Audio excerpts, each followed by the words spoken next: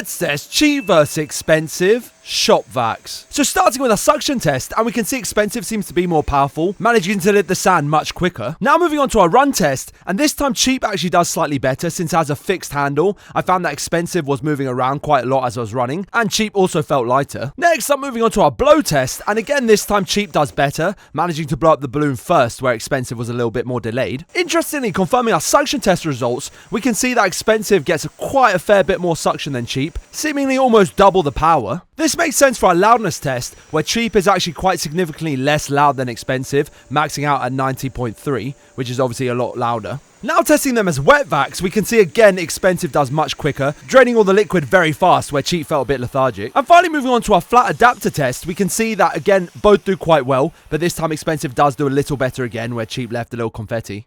But overall today, cheap wins! Very cool.